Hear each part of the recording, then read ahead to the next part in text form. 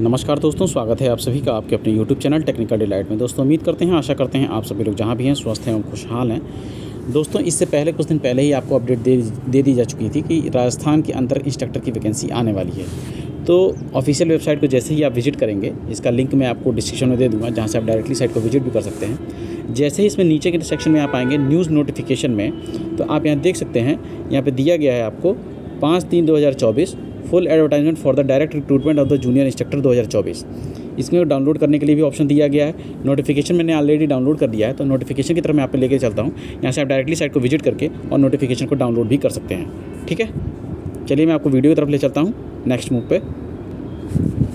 तो ये एडवर्टाइजमेंट है जिसमें आप देख सकते हैं, यहाँ पर डेट मेंशन है 5/3/2024 का है। ये एडवर्टाइजमेंट नंबर 8/2024 कनिष्क अनुदेशक के विभिन्न पदों हेतु सीधी भर्ती 2024। तो जो लोग इंस्ट्रक्टर की वैकेंसी का इंतजार कर रहे थे, तो राजस्थान इंस्ट्रक्टर में भी जिन्होंने CITS किया है, केवल वही कैंडिडेट एलिजिबल होंगे। ये बात आपके दिमाग में पूरी तरह से बैठ जानी चाहिए। ठीक है, उसके बाद देखिए, इसमें कहा गया है कि ऑनलाइन आवेदन करने की एप्लीकेशन के लिए आमंत्रित किए जाते हैं इंस्ट्रक्टर की वैकेंसी के लिए, जिसमें कनिष्क अनुदेशक कंप्यूटर प्रयोगशाला और सूचना प्रौद्योगिकी प्रयोगशाला, इसमें रिलेटेड वैकेंसी है 164, 38, इस तरीके से टोटल 202 पोस्टें यहाँ पे दी गई हैं। उसके बाद देखेंगे कनिष्क अनुदेशक रोजगार योग्यता कौशल, इसमें टोटल 158 पोस्टें हैं। उसके बाद कनिष्क अनुदेशक में देखेंगे आप अभियांत्रिकी ड्राइंग, इंजीनियरिंग ड्राइंग से रिलेटेड इसमें 100 पोस्टें दी गई हैं। उसके बाद कनिष्क अनुदेशक में देखेंगे आप कार्यशाला गणना एवं विज्ञान, वर्कशॉप कैलकुलेशन एंड साइंस से रिलेटेड, इसमें टोटल 219 पोस्टें दी गई हैं। टोटल इस तरीके से 679 पोस्टें आपको यहाँ पे दी गई हैं। ठीक है, चलिए हम वीडियो में आगे की तरफ चलते हैं और देखते हैं। इसमें दिया गया है कि ऑनलाइन एप्लीकेशन फॉर्म जो होगा आपका, में समस्त वांछित सूचना अवश्य अंकित करें। जो भी आपकी इंपॉर्टेंट जो भी अपडेट, हाई स्कूल का नाम वगैरह, ये सारी चीज़ें, ये सभी चीज़ें आप लोगों को मोस्टली पता ही रहती हैं, तो वो सभी चीज़ें आप लोगों को करनी है। इसकी ऑफिशियल वेबसाइट का लिंक मैं आपको दे दूँगा, जहाँ से आप डायरेक्टली विजिट करेंगे। फॉर्म के ऑनलाइन आवेदन करने की तिथि को भी देखेंगे कि कब से कब का ऑनलाइन करना है। ठीक है, एक वन टाइम रजिस्ट्रेशन करना होगा, फिर उसके बाद वन टाइम रजिस्ट्रेशन के थ्रू आपका लॉगिन ID जनरेट होगा, फिर आपको उसमें फुलफिल करनी होगी सारी डिटेल्स। ठीक है, उसके बाद आगे देखिए, एक चीज़ यहाँ पे क्लियरली मेंशन कर दी गई है, आप यहाँ देख सकते हैं कि रिक्रूटमेंट पोर्टल में दिए गए हेल्प डेस्क नंबर या ईमेल से संपर्क करें। इसमें जो भी है हेल्पलाइन नंबर जो दिया गया है, ये अगर आपका कोई क्वेरी होता है, इन नंबरों पे आप संपर्क कर सकते हैं और आपका जो भी डाउट है पूछ सकते हैं। जैसे कोई पूछना चाहे कि विदाउट CITS वाला अप्लाई करना चाहते हैं या नहीं, तो वो कृपया करके इन सभी नंबरों पे आप फ़ोन करें और फिर पूछ के देखें। ठीक है, चलते हैं आगे।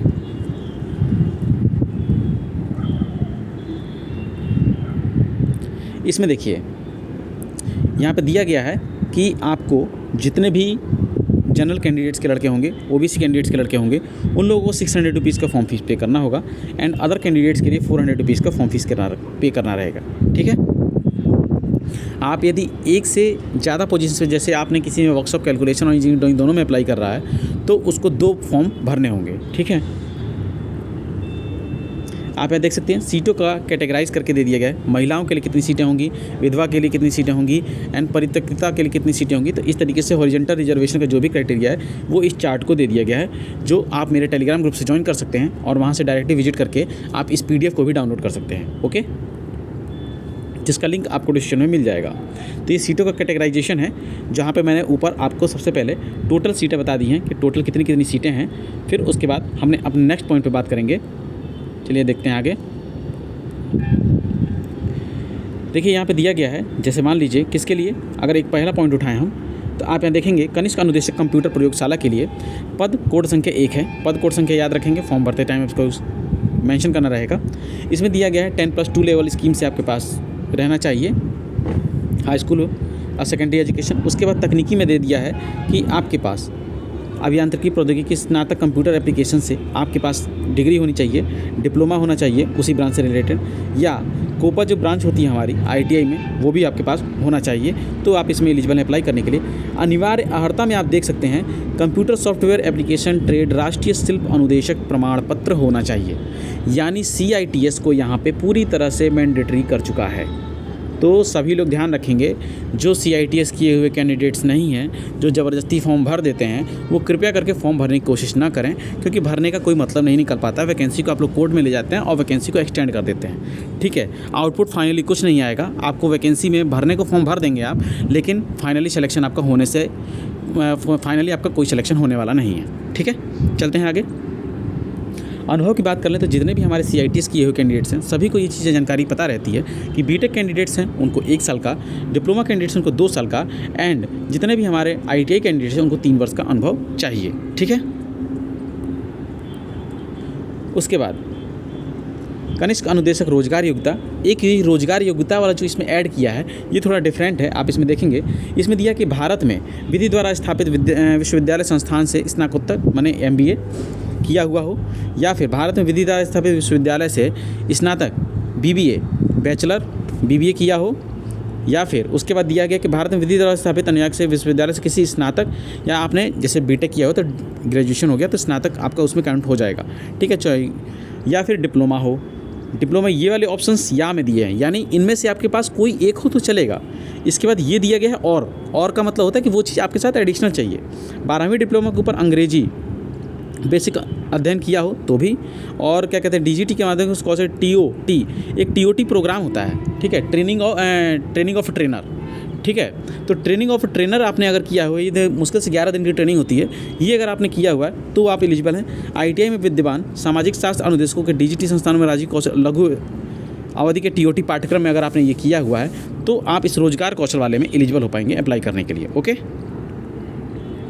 उसके बाद अनुभव की बात कर लें तो आप यहाँ देख सकते हैं सेम क्राइटेरिया है, जितने भी MBA वाले कैंडिडेट्स हैं उनको भी 2 साल का, और ये क्या कहते हैं विधि व्यापार ने स्नातक जो किए उनको भी 2 साल का, और किसी भी भारत अनुदान में जो आपने किया है विश्वविद्यालय में किसी भी शाखा से स्नातक किया है तो भी 2 वर्ष का, यानी इसमें सबके लिए अनुभव जो है 2 वर्ष का। यही एक एक्सेप्शनल वाला केस है, बाकी सब में तो आप सभी को पता है। इंजीनियरिंग ड्राइंग में भी सेम क्राइटेरिया है, बीटेक डिप्लोमा होना चाहिए आपके पास, बीटेक डिप्लोमा ITI हो, बीटेक और डिप्लोमा हो सॉरी, और इसमें आप देखेंगे DGT से सुसंगत व्यवसाय में आपके पास होना चाहिए। इसमें एक चीज़ और है कि इसमें आप देखेंगे कि इसमें जो आपसे मांगा गया है, पहली बात जो सिविल वाले कैंडिडेट्स हैं और अभियांत्रिकी ड्राइंग, ये वाले कैंडिडेट्स इसमें एलिजिबल हैं। अभियांत्रिकी ड्राइंग और नक्शाओशी यानी सिविल की जो ब्रांच रहती है, क्योंकि इंजीनियरिंग ड्राइंग मोस्ट प्रेफरेबली उन्हीं के लिए है। अनिवार्य अर्हता में देखिए दिया गया है कि इसमें जो आपके पास सुसंगत ट्रेड में अनुदेशक प्रमाण पत्र होना चाहिए, फिर उसके बाद यांत्रिकी एवं सिविल या DGT के अधीन उसमें किसी प्रकार का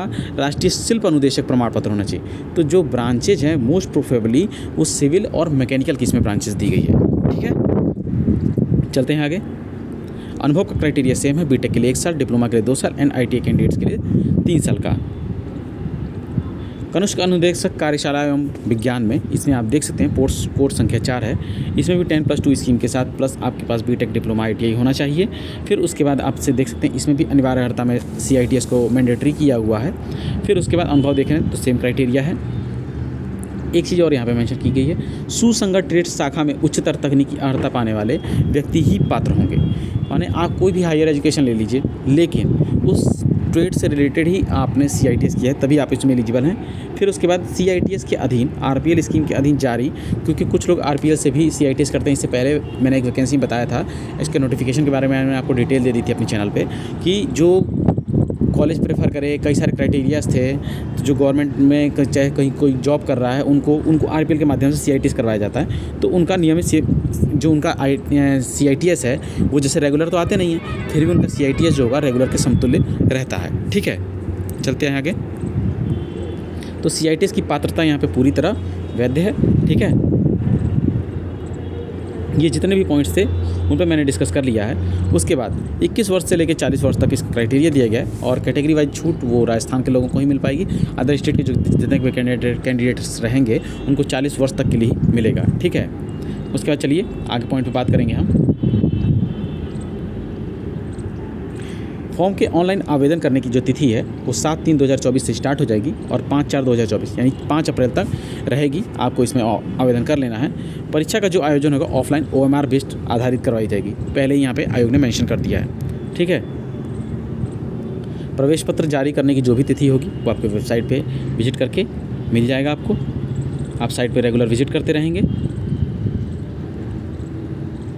उसके बाद देखिए ऑब्जेक्शन वगैरह करेंगे आपत्ति के लिए 100 रुपये का आपको फीस पे करना रहेगा। ये चीज़ यहाँ पे पहले ही मेंशन करवा दिया है, ठीक है। तो इसके जितने भी इंपॉर्टेंट पॉइंट थे मैं उन सभी इंपॉर्टेंट पॉइंट पर बात कर लेता हूँ आपसे।